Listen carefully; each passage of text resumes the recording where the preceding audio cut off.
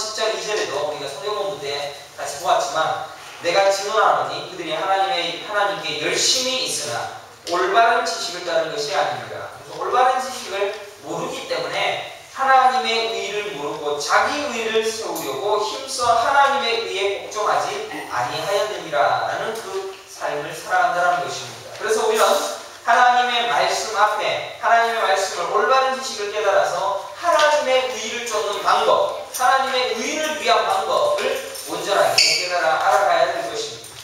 오늘날 교회의 많은 설교들과 교회들은 여러분들의 의를 세워주고 여러분들의 의를 힘있게 해주는 그런 말씀을 많이 증거할 것입니다. 그래서 전부 인본주의적입니다.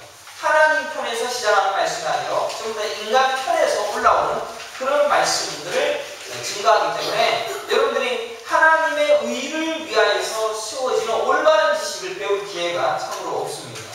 오늘 본문은 사실 어렵습니다. 그리고 이 본문은 바로 하나님의 의를 위한 방법, 하나님의 의를 위한 올바른 지식의 아주 최고봉의 말씀이 아닌가라는 생각을 해봅니다.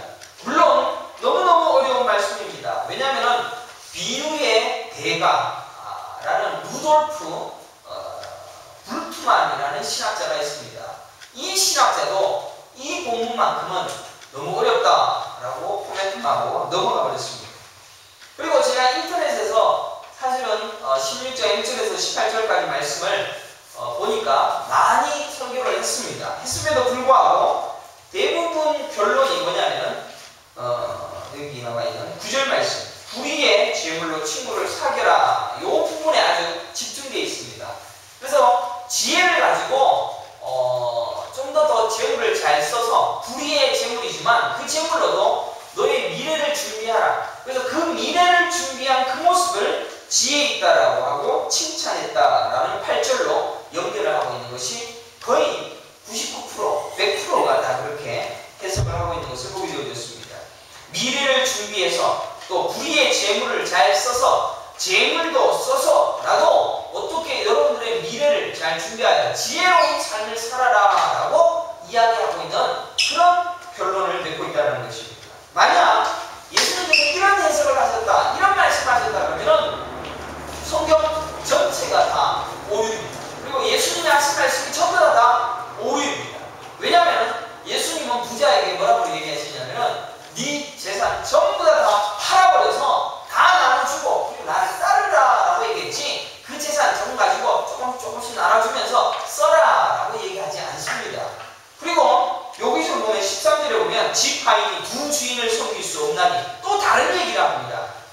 물건을 잘 써서 친구도 사귀고 지혜 없다는 소리도 듣고 충성된 종이라고 칭찬도 들어라 라고 얘기를 해놓고는 13절에 경히 여길 것입니다. 너희는 하나님과 재물을 겸하여 섬길 수 없다. 이것은 완전히 동떨어질 것이다. 완전히 함께 갈 수 없는 것이다 라고 못을 닦아버립니다. 더 웃긴 것은 14절에 바리새인들이 돈을 좋아하는 자들이라 이 모든 것을 듣고 비웃습니다. 비웃다라는 것은 지금 예수님이 옳지 않은 청지기의 비유를 쭉 얘기하니까 이 바리새인들이 우스운 거죠. 참, 예수도 별거 없구나.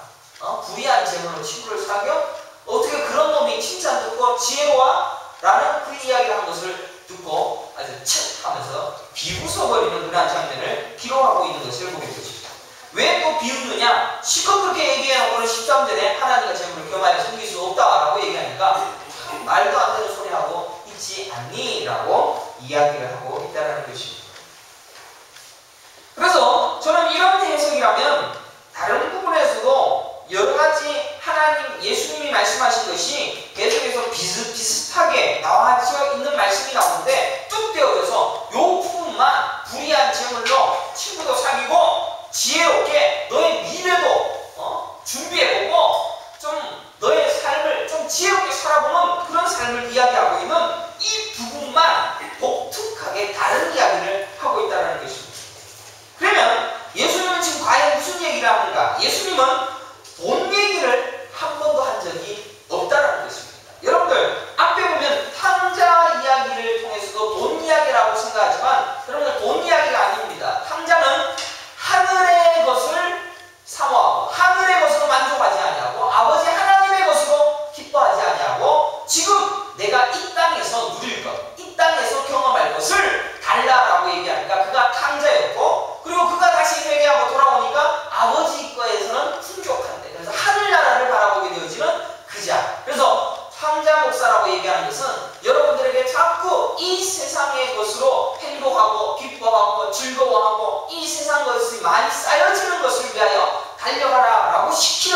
목사가 탕자 목사다라고 얘기했다가 제가 욕을 많이 들어보았습니다.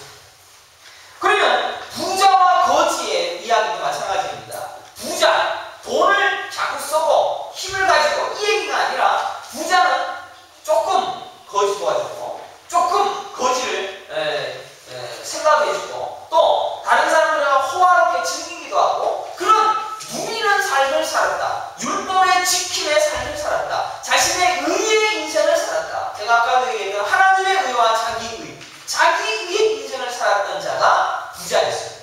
그러나 거지는 자기의 의도 아닌 오직 하나님의 은혜만 바라는 자로 천국 가게 되어졌다라는 이야기를 하고 있는 것입니다. 그래서 그 두 부분의 비유와 그 중간에 있는 오늘 청지기의 비유도 돈 이야기가 아닐 것이다 라는 추측은 해봄직합니다. 그러나 대부분의 인터넷 설교들은 돈 이야기하고 있는 것이다 라고 해석을 하고 있는 설국이겠죠.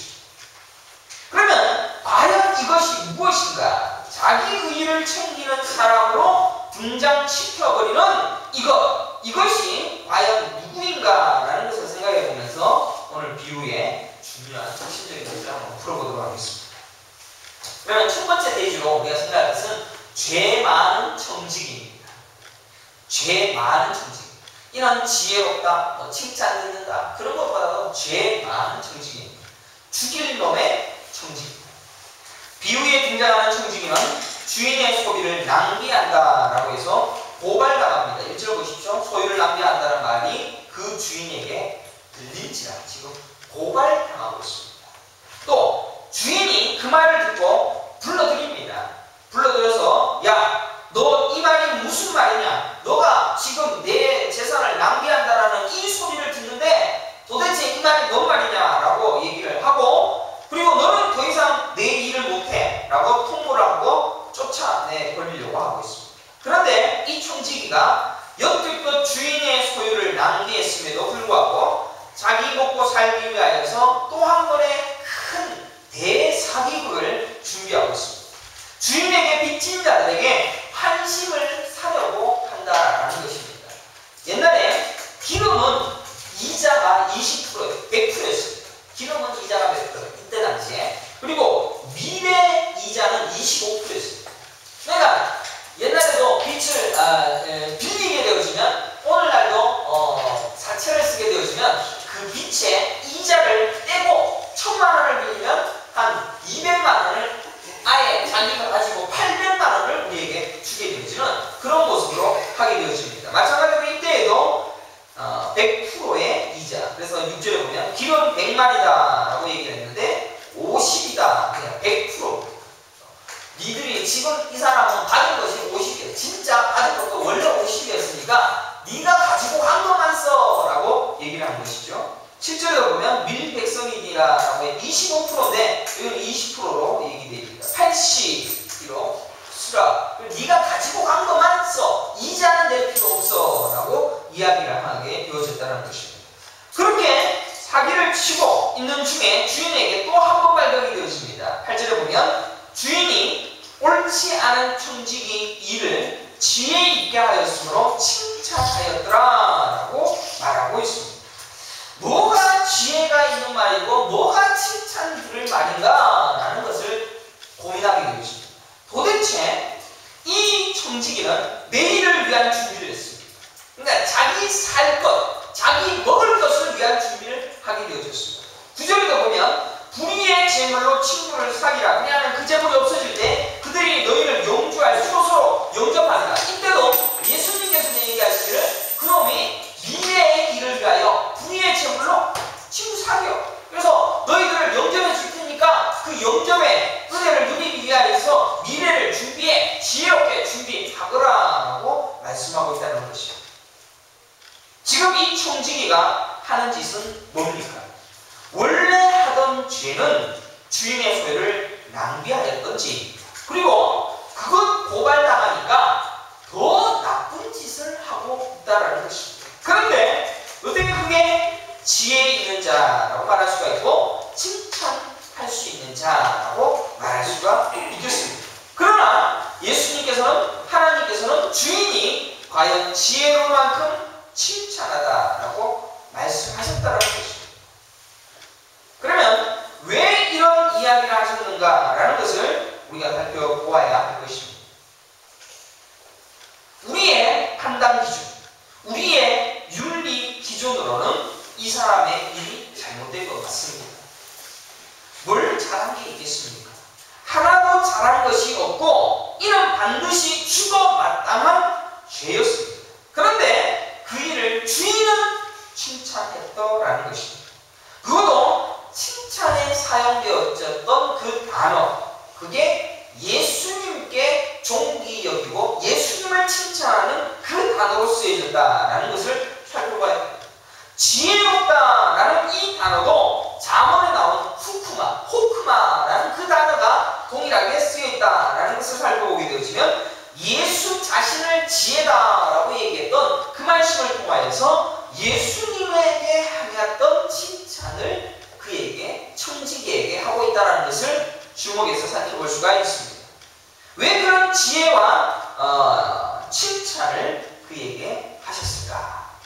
그러나 이것에서 우리가 중요하게 생각해야 될 것은 바리새인들이 비웃었다라는 사실을 주목해야 됩니다. 14절을 보십시오. 왜 비웃습니까? 예수님께서 어떻게 저런 비유를 하실 수가 있지? 어떻게 저 불의한 재물을 어떻게 쓰라라고 이야기를 하고 있지? 가당키나 해라고 그가 이야기하고 있다는 것입니다. 15절에 바로 그들에게 예수님께서 말씀하십니다. 스스로 옳다 하는 자들이나 너희 마음을 하나님께서 아시나니 사람 중에 높임을 받는 그것은 하나님 앞에 미움을 받는 것이니라 라고 말하고 있습니다. 적어도 바리새인들은 나는 니처럼 불의한 재물로 친구 사귀라는 소리를 안 할 거야. 나는 너처럼 청지기가 하는 그 사람이 지혜롭다라고 칭찬받을 짓이다라고 얘기하지는 않을 거야. 비웃어. 그리고 스스로 옳다라고 얘기해. 나는 맞아. 나는 높아. 라고 얘기를 하고 예수님을 비웃어버리고 낮은 자, 죄 있는 자, 더러운 자라고 얘기를 해버린다는 것입니다.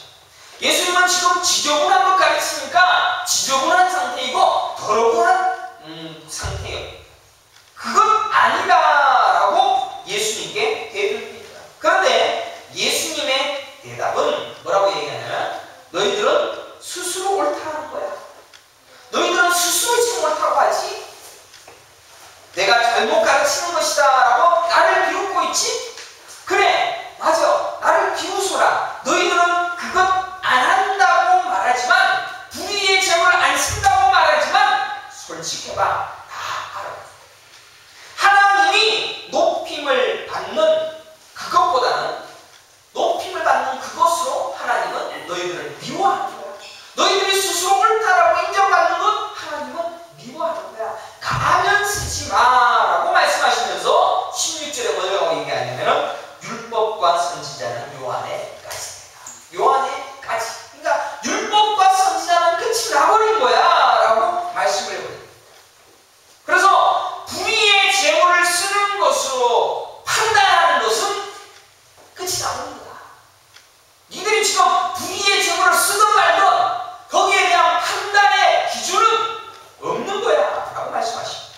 그래서 율법과 선지자는 요한의 때까지요 하나님 나라의 복음이 전파되었습니다. 새로운 복음이 전파되었습니다 라고 말씀하고 있습니다. 이 정도 하면 여러분들이 좀 이해할 수 있을지 모르겠습니다. 판단이 아니다라는 것입니다. 은혜라는 것입니다. 판단이 아니라 솔직히